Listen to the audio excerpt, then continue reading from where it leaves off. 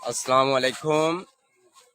টেকনাফ থেকে তেতুলিয়া পর্যন্ত যারা আছেন আমার মা বোন স্ত্রী গুরুম চাচা চাচি নানা নানি সবাইকে আসসালামু আলাইকুম। সর্বকালের সর্বশ্রেষ্ঠ বাঙালি মহান নেতা জাতির পিতা বঙ্গবন্ধু শেখ মুজিবুর রহমান ঘনিষ্ঠ কন্যা তাহাকে বলতেছি, তার অঙ্গ সঙ্গ সবাইকে বলতেছি আসসালামু আলাইকুম। এই যে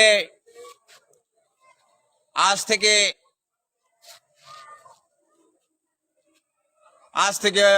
50 বছর আগে, 50-55 বছর আগে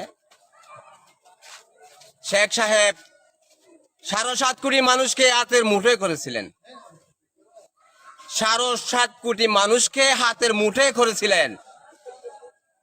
এই যে হাতের মুঠে করবে যে সেরকম মানুষ বাংলাদেশের মধ্যে নয়।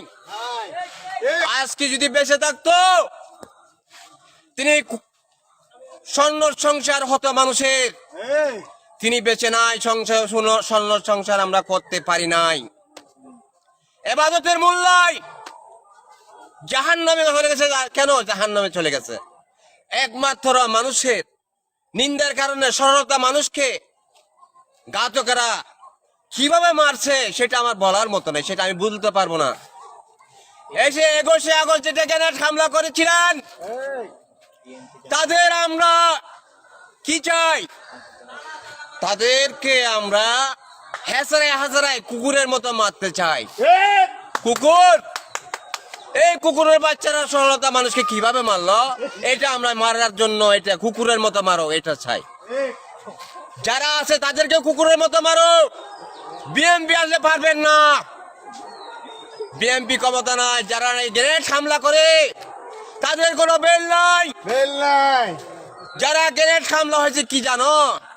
গ্রেনেড হামলা হয়েছে মারাত্মক ধরনের একটা কাফের।